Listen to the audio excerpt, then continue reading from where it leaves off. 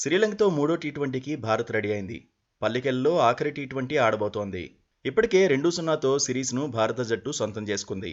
ఆఖరి మ్యాచ్లోనూ గెలిస్తే 3-0తో సిరీస్ దక్కుతుంది. దీంతో క్లీన్ స్వీపే టార్గెట్గా భారత జట్టు బరిలో దిగబోతోంది. గత 2 మ్యాచ్లకు పల్లెకెల్లోని ఒకే పిచ్ ఆతిథ్యం ఇచ్చింది. ఈసారి ఫ్రెష్ వికెట్పై మ్యాచ్ జరగబోతోంది. దీంతో పిచ్ ఎలా స్పందిస్తుందన్నది ఆసక్తికరంగా మారింది. తొలి 2 మ్యాచ్ల్లోనూ భారత్ ఆధిపత్యం చెలాయించింది. అన్ని విభాగాల్లోనూ అద్భుతంగానే రాణించింది.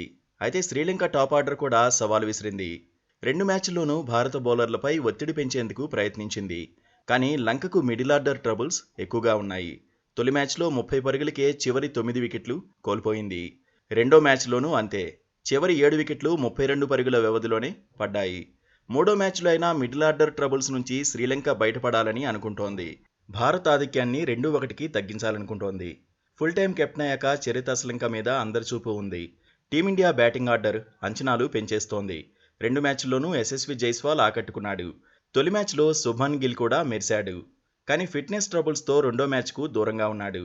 అయితే మూడో మ్యాచ్కు అందుబాటులో ఉంటాడా లేదా అనేది హాట్ టాపిక్గా మారింది. రెండో మ్యాచ్లో గిల్ స్థానంలో సంజు శాంసన్ ఓపెనర్గా బరిలోకి దిగాడు. కానీ ఎదుర్కొన్న తొలి బంతికే పెవిలియన్ చేరాడు. వన్డౌన్లో సూర్యకుమార్ యాదవ్ బ్యాటింగ్ చేస్తున్నాడు. కెప్టెన్గా మంచి మార్కులే కొట్టేస్తున్నాడు. బ్యాటర్గాను దూకుడు చూపిస్తున్నాడు. హార్దిక్ పాండ్యా ఫామ్ భారత జట్టుకు అడ్వాంటేజ్ కానుంది. రిషబ్ పంత్ కూడా దూకుడు మీదే ఉన్నాడు. టీ20 వరల్డ్ కప్తోనే పంత్ రీఎంట్రీ ఇచ్చాడు. మెగా ఈవెంట్లో నిలకడగా రాణించలేకపోయాడు. ఇప్పుడు లంకతో ఆఖరి మ్యాచ్లో మాత్రం చెలరేగాలని టీం మేనేజ్మెంట్ కోరుకుంటోంది. భారత జట్టులో కొన్ని మార్పులు చేసే అవకాశాలు ఉన్నాయి. వన్డే సిరీస్ను దృష్టిలో పెట్టుకునే మార్పులు ఉంటాయని చర్చ జరుగుతోంది. మూడో మ్యాచ్లో సంజుకు మరో అవకాశం దొరకడం ఖాయమే అని ఎక్స్పర్ట్స్ అంచనా వేస్తున్నారు. జట్టులో చోటు కోసం వాషింగ్టన్ సుందర్ ఎదురు చూస్తున్నాడు.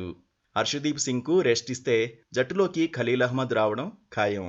అక్షర్ పటేల్, రవి బిష్నోయ్, సిరాజ్ పైన అంచనాలు ఉన్నాయి. మొత్తంగా హెడ్ కోచ్గా గంభీర్, కెప్టెన్గా సూర్య అరంగేట్ర సిరీస్లోనే ప్రత్యర్థిని క్లీన్ స్వీప్ చేయాలని పట్టుదలగా ఉన్నారు.